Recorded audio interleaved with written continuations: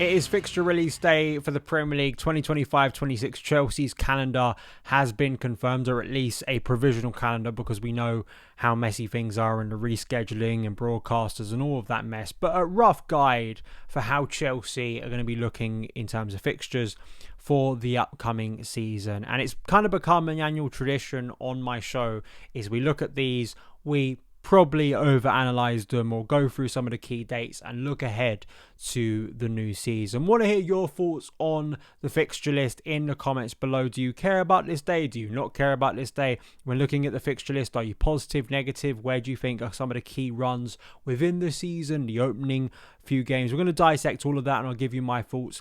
Please do like, subscribe. I think the breaking news of today, Chelsea are going to play 38 Premier League games in 25-26, playing every team twice, once home, once away. And I think we can probably wrap up the show there. Yes, people jump to far too many conclusions. I think the thing that irritates me most every year is when I hear people moan about the fixture list in terms of how unfair it is. The Premier League is one of the most competitive in the world, and nowadays with the top 4 becoming a top 5, becoming a top 6, becoming arguably a top 7, you are going to have to face difficult runs. But naturally, if you are moaning about your start to the season, the likelihood is your end to the season is going to be better, and vice versa. And really, it's about what you think is more preferable for your Premier League season. And because of that, Chelsea have some difficult runs. And I think for the second season running, we arguably have quite a tricky run-in. But we've just watched a season where Chelsea had probably the toughest run-in of any of the Champions League hopefuls, and we got through that. I am never going to sit here and moan about playing good football teams, because if you want to be a good football team, you're going to have to play other ones and you're going to have to beat them and compete with them. That's the point of being a serious club. That's the point of sport. It's about getting better. It's about beating better teams and becoming the best. That should be the aim. So let's jump into it. I think Chelsea have been dealt a pretty fair hand at the start of this season. Probably quite a favourable one coming off the back of the Club World Cup. We start the season at home to Crystal Palace, a repeat of the opening day of 21-22 when Trev Chalobah scored his first Chelsea goal. That was under Thomas Tuchel right after winning the Champions League. So very favourable opening day, given the last 2 have been home games, but they've been against Liverpool and Manchester City. And then just looking at this opening run of games, West Ham away, Fulham at home. You then have the international break. We return after the international break, Brentford away, Man United away, Brentford at home, and Liverpool at home. That is basically the first block of the season running towards the October international break. Chelsea do not leave London until the 20th of September in the Premier League, that is, because there is a Champions League game before then. But Man United away is the first time Chelsea leave London. So again, it's a pretty favourable run. Now, if we look at the festive fixtures, there's kind of areas of the season I like to look at because they're kind of key. You have that opening run where you want to start strong, but I do think the festive period is one of the most defining periods of the season, in the sense that I think it very much cements your trajectory in the Premier League. Either you're going to be competing for, if you're going for the title, this is when it can be derailed, as it was for Chelsea last year, as it has been derailed for Chelsea in a number of recent years, where kind of faint hopes of a title charge are completely scuppered by the time you're entering January, February, March. Or, you're very much cementing, this is where we're going to be chasing. This is kind of going to be our main objective for the rest of the season. So for Chelsea, it is a tricky festive period. It's one of the more tricky ones I've seen in terms of just like looking at the face of it of a fixture list. So the festive fixtures, we have Aston Villa at home on the 27th of December. That could be moved back maybe to Boxing Day. Bournemouth on Tuesday the 30th, with a trip to Man City on January the 3rd, so just after New Year.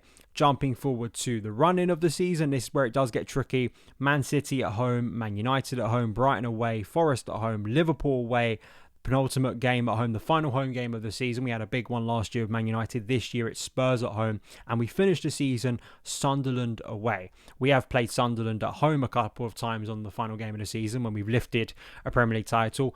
Maybe that's a good omen, I don't know. In terms of post-Champions League Premier League games, so these are interesting ones because, of course, you're adding in the Champions League this year. it's going to be difficult because Maresca can't play his B and C team in the Champions League. He's going to have to rotate quite heavily or rotate smartly. Man United away, Liverpool at home, Sunderland home, Wolves home, Arsenal home, Everton home, and then Palace away, West Ham at home. In terms of big games, so I guess in terms of those kind of classic traditional teams, or also just difficult away games before Christmas, Chelsea travel to Man United, Newcastle, Brentford, and Man City. I'm looking at Brentford is not the same weight and prestige of a game, but it's not a ground Chelsea have done that well in. So I think you factor that in. And then away from home, you've got Arsenal and Liverpool. Arsenal away in February, Liverpool away in May. There are other ones like Everton away that come a little bit later in the season.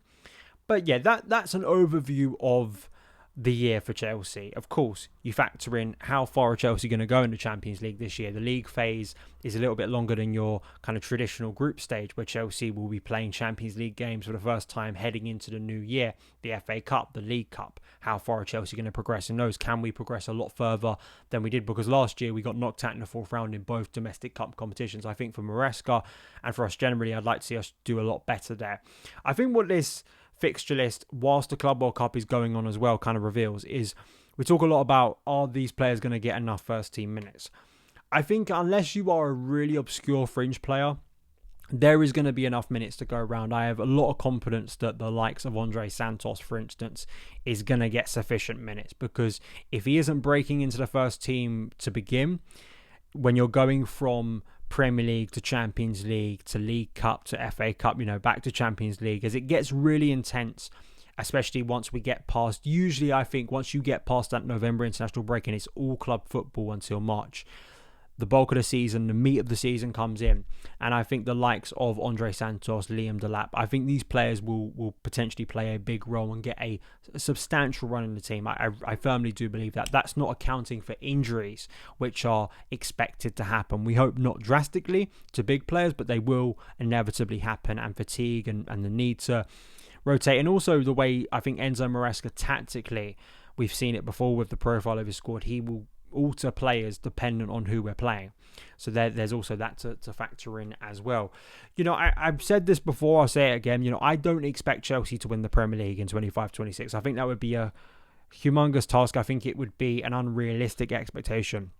What I do expect, what I do hope, what I think should be the ambition of everyone around Chelsea is to be out of the Champions League race in terms of that being the main objective of the season, and that being the thing that by the final day we're biting our nails hoping we're going to get over the line at Sunderland. That should not be, if we are there in 12 months time, I will be a little bit disappointed. Yes, you factor in the Champions League is going to provide an intensity of midweek competition that this squad hasn't had, but this squad has began to experience what that muscle memory in a sense, especially in the knockout stages, was. And also I kind of think it's what it is as a big club. You kind of have to deal with that. You want to be in the Champions League. And I think the objective of everyone at the club should be to improve to a stage where it isn't a 15 to 20 point gap to the eventual Premier League champions, where there is a sustained title push, or at least one going into the new year that looks a little bit realistic. Chelsea aiming for upwards of 80 points for the first time in a long time in the Premier League. I don't think those things are entitled, arrogant, stupid aspirations. I think those are things that if a club that wants to improve, that talented players want to improve as well, and the objectives that should be there for Enzo Maresca to push on after a positive end to his first season, I think all of those things are there. I think dissecting the fixture list to a point where you think all of our aspirations are going to be thrown away, I just think that's ridiculous. The fixture list doesn't screw you over. I'm a firm believer that it's either your own squad management, it's either your just general quality, your inability to compete in the league, maybe coaching errors, player errors. You can't look at the fixture list right now and be definitive over how the season is going to turn out. You can't. I think it's just silly. And Arsenal fans having a meltdown because they've got a tough start, aren't factoring in that probably later down in the season they get a more favourable run. So that's why I think a lot of hyperbole is had at this time of the year. I think it's exciting to kind of look ahead, to plan, to see how it's all going to be plotted out. I do think Chelsea coming off the back of a Club World Cup, probably a very small pre-season, heading into a start that means there's not going to be a lot of travel, up and down the country. I think that's a positive. Games where Chelsea potentially, if they start the season in a positive way, I want to win at Old Trafford this year. We have to win at Old Trafford for the first time in over a decade. We've got to do it given the state of Man United currently. You could start the season in a really bold and strong way. I think that's what this fixture list does do. It doesn't ruin your chances. Of course, you're going to have to play everyone. Michael Owen punditry there, but that, at least at the start, it gives you a platform for Chelsea to start fast and hopefully build on how they ended the year. So that's what I would say if you're going to give some analysis on this. For the transfer window, Chelsea have still got to do quite a bit of business. I think the left wing debate we were speaking about yesterday, what's the striker situation going to look like? What is the left back depth issue going to look like? What is the goalkeeper situation going to look like? There are still many unanswered questions that are going to have to be confronted before we even get to the Palace game, and hopefully will be confronted in a positive way. And of course, we will be covering on the show extensively. So please do give me your thoughts. What are you most excited about regarding the fixture list? Any pros, cons? Give me your thoughts in the comments below. I'll be back again tomorrow to preview Chelsea's second Club World Cup game against Flamengo in America. Is obviously another big game. It's going to be interesting to see how Maresca approaches it, and I'll give you my thoughts and predicted lineup in my team selectors tomorrow. So have a great rest of your day wherever you are in the world. Please like, subscribe, share the content around with friends, and I'll see you again very, very soon. All the best.